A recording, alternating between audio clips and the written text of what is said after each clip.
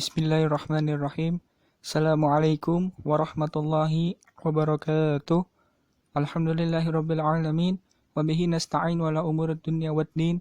Wassalatu wassalamu ala asrafil anbiya'i wal mursalin wa ala alihi wa sahbihi ajmain. Amma ba'd. Rabbi shrah li sadri wa yassir li amri wa hlul 'uqdatam min lisani yafqahu qawli.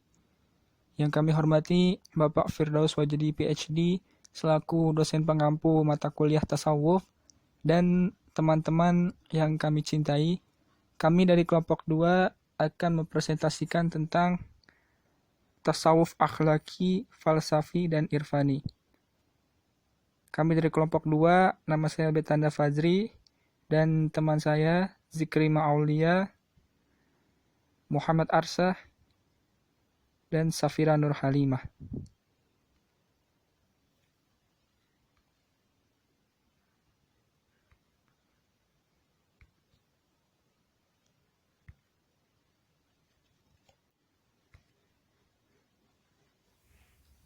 Yang pertama yaitu pengertian tasawuf akhlaki. Tasawuf akhlaki adalah ajaran tasawuf yang membahas tentang kesempurnaan dan kesucian jiwa yang diformulasikan pada pengaturan sifat mental dan pendisiplinan tingkah laku secara ketat guna mencapai kebahagiaan yang optimal.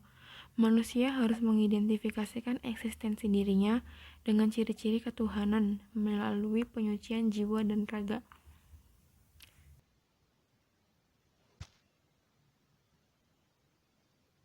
Dalam tasawuf akhlaki terdapat beberapa sistem pembinaan akhlak.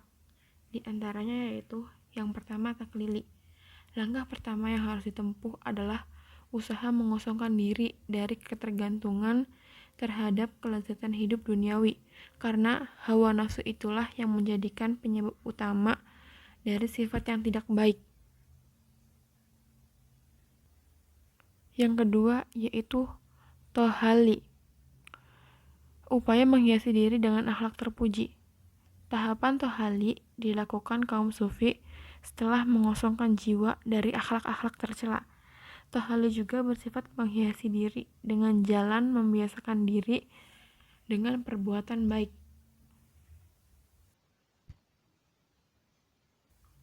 Menurut Imam Ghazali, jiwa manusia dapat dihibah, dilatih, dikuasai, dibentuk sesuai dengan kehendak manusia itu sendiri. Perbuatan baik yang sangat penting diisikan ke dalam jiwa manusia dan dibiasakan dalam perbuatan agar menjadi manusia paripurna, antara lain sebagai berikut. Yang pertama yaitu A. Taubat. Kebanyakan sufi menjadikan taubat sebagai perhatian awal di jalan menuju Allah. Pada tingkatan terendah, taubat menyangkut dosa yang dilakukan anggota badan.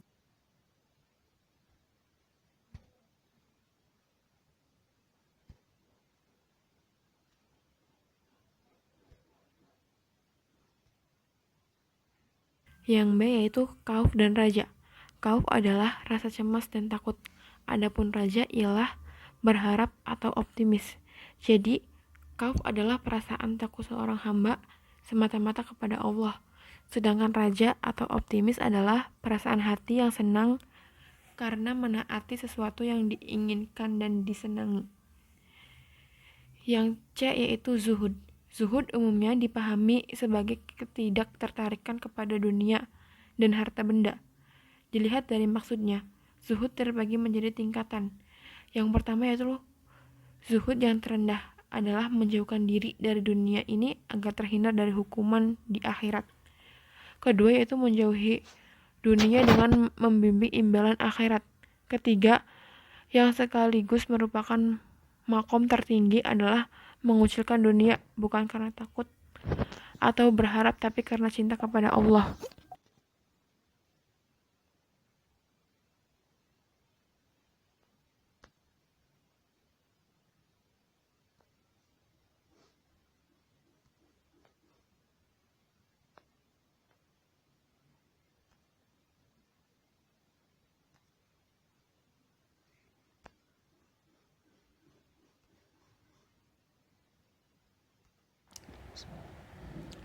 D. Fakir. Fakir berarti kekurangan harta yang diperlukan seseorang dalam menjalani kehidupan di dunia. Sabar. Sabar adalah kemampuan seseorang dalam mengendalikan dirinya terhadap sesuatu yang terjadi, baik yang disengaja maupun yang dibenci. Dengan sikap sabar, seorang tidak akan tergoyangkan, tidak berubah bagaimanapun beratnya tantangan yang dihadapi, dan tidak mengenal menyerah. Ridho berarti menerima dengan rasa puas terhadap apa yang dianugerahkan Allah.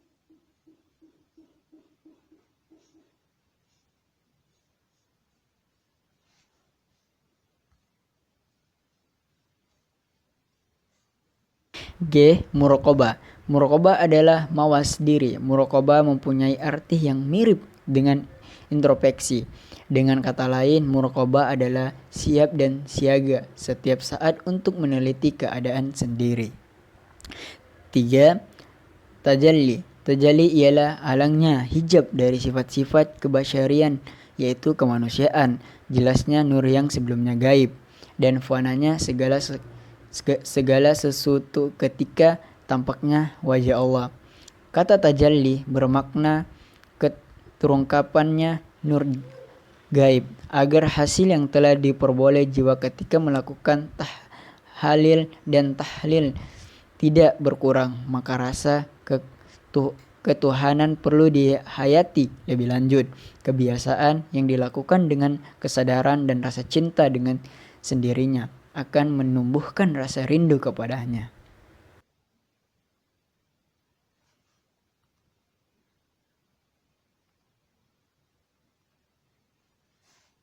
Pengertian tasawuf irfani. Tasawuf irfani adalah tasawuf yang berusaha menyingkap hakikat kebenaran atau ma'rifah diperoleh dengan tidak melalui logika atau pembelajaran atau pemikiran, tetapi melalui pemberian Tuhan atau mauhibah. Ilmu itu diperoleh karena si sufi berupaya melakukan tasfiyat al-qalb. Dengan hati yang suci, seseorang dapat berdialog secara batin dengan Tuhan, sehingga pengetahuan atau ma'rifah dimasukkan Allah ke dalam hatinya. Hakikat kebenaran tersingkap lewat ilham atau intuisi. Pengertian tasawuf falsafi. Tasawuf falsafi adalah sebuah konsep ajaran tasawuf yang mengenal Tuhan atau ma'rifat dengan pendekatan rasio hingga menuju ke tingkat yang lebih tinggi. Bukan hanya mengenal Tuhan saja, melainkan yang lebih tinggi dari itu, yaitu wahdatul wujud atau kesatuan wujud.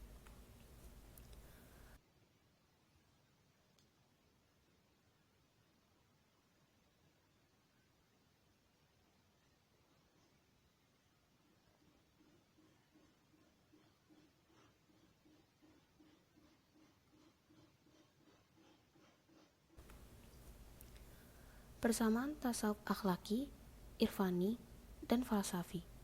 Yang pertama, tasawuf akhlaki, irfani, dan falsafi merupakan cabang dari ilmu tasawuf. Yang kedua, tasawuf diciptakan sebagai media untuk mencapai maqasid al-syar'i atau tujuan-tujuan syara, karena bertasawuf pada hakikatnya melakukan serangkaian ibadah. Yang ketiga, sama-sama bertujuan beribadah, yaitu pendekatan diri kepada Allah secara murni.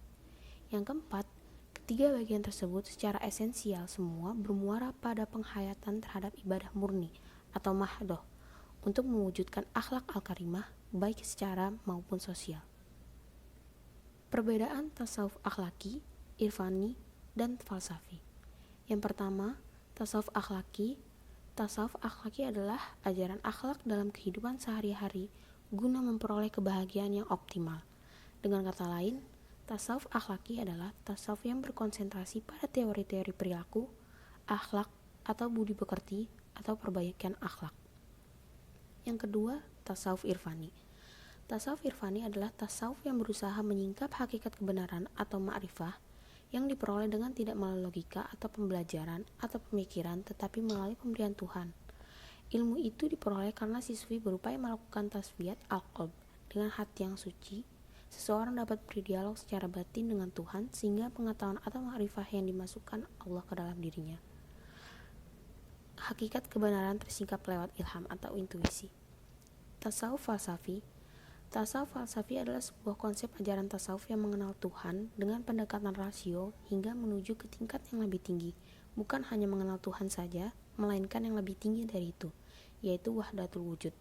Bisa dikatakan tasawuf falsafi yaitu tasawuf yang kaya dengan pemikiran-pemikiran filsafat.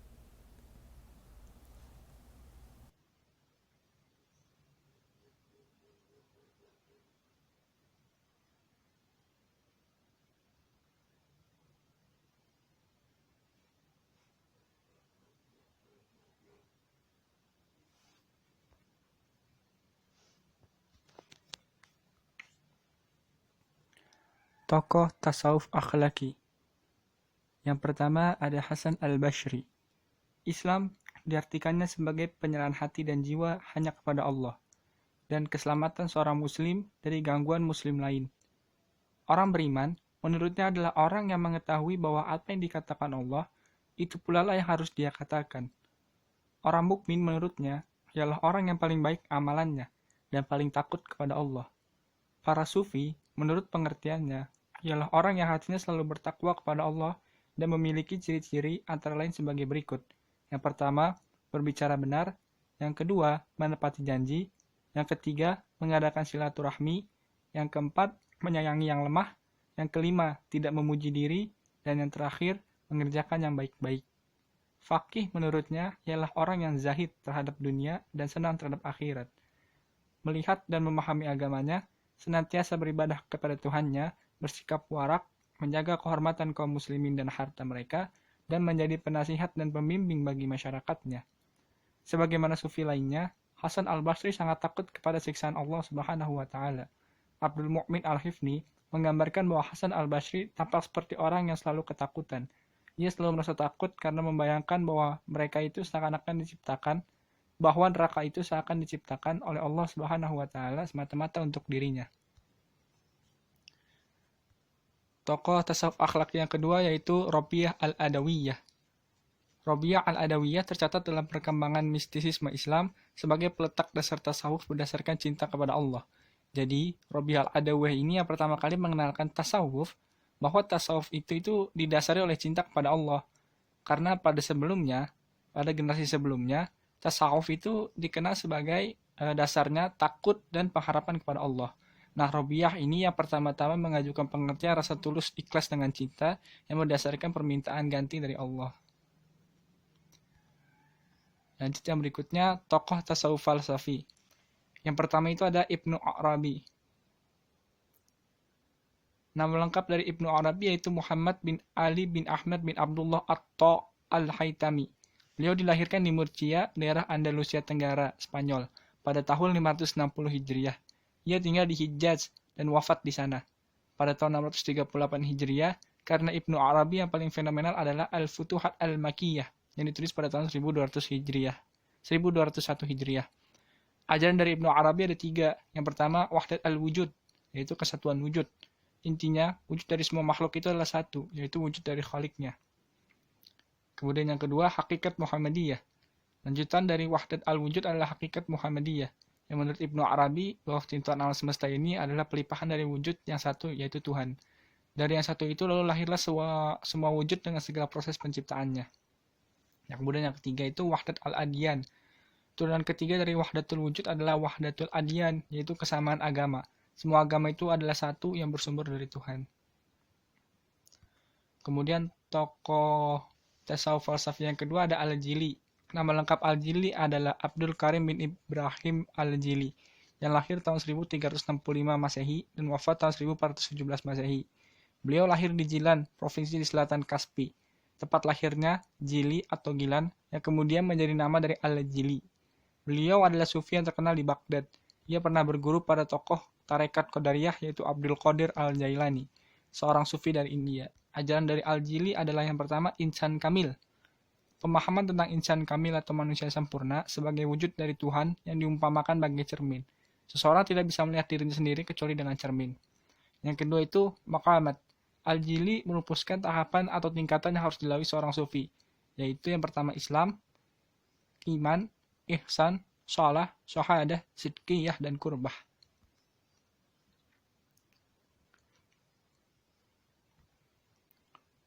Kemudian tokoh ketiga dari tasawuf falsafi yaitu Ibnu Sab'in. Nama lengkap dari Ibnu Sab'in adalah Abdul Haq Ibnu Ibrahim Muhammad Ibnu Nash. Beliau lahir tahun 614 Hijriah di Murcia. Ibnu Sab'in adalah anak dari keluarga bangsawan yang hidup berkecukupan, namun beliau memilih untuk mengasingkan diri dari segala sesuatu bentuk kemewahan tersebut. Beliau mempelajari ilmu-ilmu seperti bahasa dan sastra Arab, ilmu agama, ilmu fikih, ilmu filsafat, dan logika. Ajaran dari Ibnu Sab'in adalah yang pertama, kesatuan mutlak. Kesatuan mutlak adalah ajaran pemahaman tentang wujud. Itu hanya satu, yaitu wujud Tuhan. Yang kedua, menolak paham Aristotelian. Intinya, Ibnu Sab'in berusaha menyusun logika baru yang membantah adanya konsep jamak. Konsep ini disusun untuk mencapai kesatuan mutlak tadi. Menurut Ibnu Sab'in, logika ini menggunakan penalaran ketuhanan atau ilahi. Pemikiran ini yang membuat manusia melihat dan mendengar sesuatu yang baru yang belum pernah dilihat dan didengar sekalipun.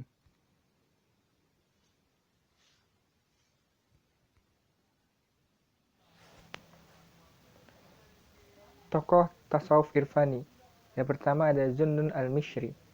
Sebagaimana diketahui bahwa Zunnun al-Mishri adalah pelopor paham al-ma'rifat.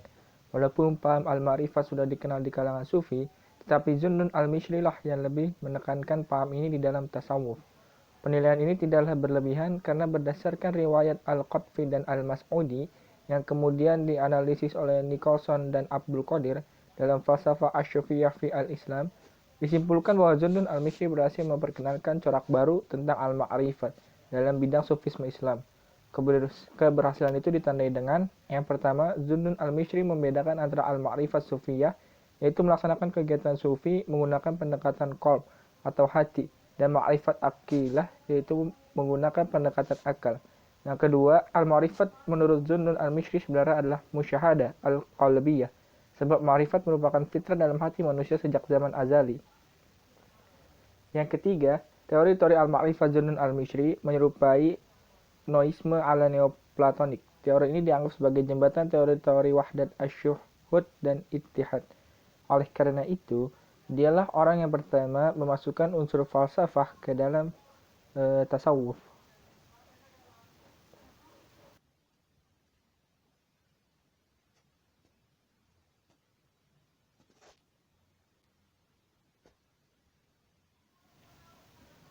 Tokoh yang kedua yaitu Abu Yazid al-Bustami. Ajaran tasawuf terpenting Abu Yazid adalah fana dan baqa. Dari segi bahasa, fana berasal dari kata faniya yang berarti musnah atau lenyap. Dalam istilah tasawuf, fana ada kalanya diartikan sebagai keadaan moral yang luhur.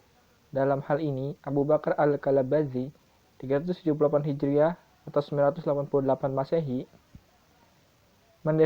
mendefinisikannya hilangnya semua keinginan hawa nafsu seseorang. Tidak ada pamrih dari segala kegiatan manusia, sehingga ia kehilangan segala perasaannya dan dapat membedakan sesuatu secara sadar. Dan ia telah menghilangkan semua kepentingan ketika berbuat sesuatu. Pencapaian Abu Yazid ke tahap fana dicapai setelah meninggalkan segala keinginan selain keinginan kepada Allah. Ittihad seorang sufi bersatu dengan Tuhan. Antara yang mencintai dan yang dicintai menyatu, baik substansi maupun perbuatannya. Dalam ittihad, identitas telah hilang dan identitas menjadi satu. Sufi yang bersangkutan karena fananya tak mempunyai kesadaran lagi dan berbicara dengan nama Tuhan.